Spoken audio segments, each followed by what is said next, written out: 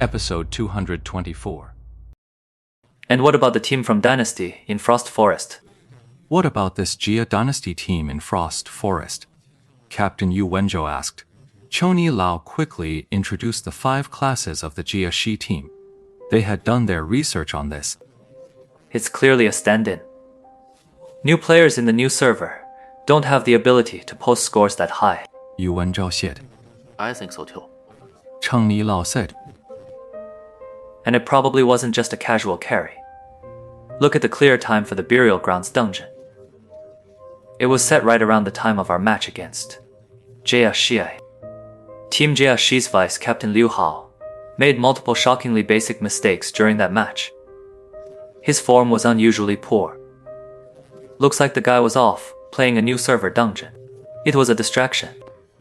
Come on, it's just a small dungeon. A pro player could easily set a record there. How could that possibly distract him from the match? This Bone Burial Grounds record is unusual, Xiaoshen. What do you think? Huang Xiaosheng, standing nearby, nodded and said. Right, the Bone Burial Grounds. A record like that isn't just about skill anymore. You can't pull that off on skill alone. At this stage in a new server, there can't be that much flashy gear either. So the only explanation is they've developed a superior strategy for the dungeon. One that shaves precious seconds off the clear time. 再次黄蛇for you. Even Springy Old couldn't help but exclaim in admiration. They've watched this record breaking run countless times. Yet they never dared to draw any firm conclusions.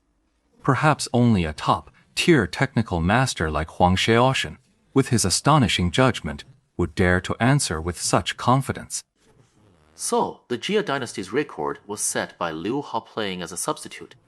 He even developed a new strategy for it, putting in a ton of effort. That's why his form was off during the match. I'm afraid it's more than that. This guy might not have been developing a new strategy, but rather stealing one. This new strategy's record has appeared 3 times in a row. With that, Yu Wenzhou tapped the screen. What a coincidence that both teams just happened to develop new strategies at the same time. Focus on Lord Grim. In their first record-breaking team, there was a player called La Henjia, but after being surpassed by Jia Dynasty, this La Henjian disappeared from their roster. They swapped in someone named Liu Mu. These 2 characters have different classes, so they're probably not the same person. In this dungeon, the Swordmaster doesn't have any advantage over the Berserker. If the Swordmaster player was simply better than this Berserker, why didn't they just use that Swordmaster from the very first attempt? So the most likely scenario is a new strategy developed by Lord Grim. This Berserker, Hatred of Parting, was a plant from Dynasty here, infiltrating their team. After learning the new strategy, he went back to lead Dynasty's players in breaking the record again. Zheng Moxiao, of course, couldn't possibly ask Li Henjian for help at this point. That's why he brought in Liu Mu, the swordsman. Chani Lao was dumbstruck. He had never imagined that so much could be deduced from this. The timing of the record's appearance, the background of excellent Dynasty Guild, Liu Hao's unusually poor performance in the league. Yu Wenzhou actually noticed so many details. The captain of Blue Rain was clearly not as the outside world described. He's just a mild-mannered guy who's good at uniting the team. But his observational and analytical skills are definitely on par with Huang Xiaoshen's, maybe even better. At least at this moment, Huang Xiaoshen hadn't made such a bold deduction. Captain, you're really overdoing it. You're practically writing a novel here. Not only did Huang Xiaoshen not make any deductions, he was even casting doubt on Yu Wenzhou's. Yet, from Spring Elder's perspective, Yu Wenzhou's reasoning was meticulous and highly plausible. 还记好刚卖的. He's putting this much effort into a newbie server dungeon. Wang Xiaoshen's words. How could that be all he had to say? There's more to it, of course. Right, you have a point.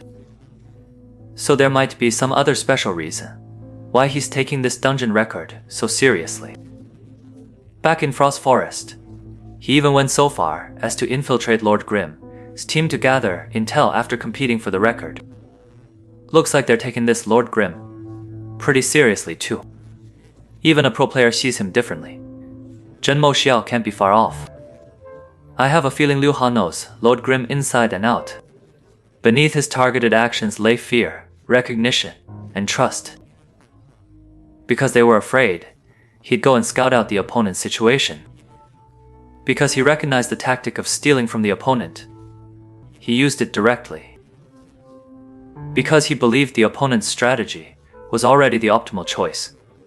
There could be no superior tactic. Chang Yilao's jaw dropped even further at this. He's already analyzed it to this extent. He thought, unable to help but glance at Huang Xiaoshen, who was listening alongside him. He noticed, however, that Huang Xiaoshen showed no sign of surprise at this. He still looked quite calm. Truly worthy of Huang Shao. Chang Yilao couldn't help but sigh with admiration once more. Some might think Huang Xiaoshen's constant chatter means he lacks composure. But in truth, as the Alliance's finest opportunist, Huang Xiaoshen is a man of immense patience. Only with patience can you keenly observe and seize the perfect moment on the battlefield. So if you want to know who Lord Grimm really is, just give Liu Hao a call. It's that simple. I should have Liu Hao's number here. Yu Wenzhou chuckled as he patted his pockets, but then he suddenly remembered. He hadn't brought his phone. Mobiles weren't allowed in the training room. That's a rule a lot of clubs have. Chang Yilao was hoping he'd know the answer. Of course, he hoped Yu Wenzhou would take the initiative. But seeing that Yu Wenzhou hadn't pulled out his phone and showed no intention of fetching it, Chang Yilao felt a pang of disappointment. He certainly didn't dare order the team captain around, but at this moment, he had no choice but to ask a favor. Just as he was about to speak, he saw Yu Wenzhou pat the empty pocket, where his phone wasn't. He said with a smile. A is for the person Liu Hao both targets and fears, yet also respects and trusts. You don't even need to ask. I already know who it is. Who is it? Wakiao. Gao Yetiu. Chang Yilao was at a complete loss for what expression to wear to convey the sheer astonishment he felt in that moment. Has Huang Xiaoshen been in touch with Ye Qiu lately? No, not at all. Ever since he retired, that guy's vanished off the face of the earth. Maybe he got abducted by aliens. He doesn't use a cell phone, right? Yeah. It looks like he's been abducted by aliens to Server 10, to keep playing Glory. Lord Grimm, the unspecialized who knows. Maybe one day we'll see him pop up in a match again. Chang Yilao was left speechless. He felt he had a lot to say, yet his thoughts were a tangled mess, with no clear starting point. Neither Yu Wenzhou nor Huang Xiaoshen seemed particularly fazed by this startling conclusion. After a moment of thoughtful silence, Yu Wenzhou glanced up at the wall clock in the training room and abruptly stood. Time to eat. Alright, you go eat. Come on, Da Cheng, let's head to the cafeteria. You know where it is, right? I'll take you there. Let's go. Huang Xiaoshen walked over, threw an arm around Spring's elder, and dragged him out.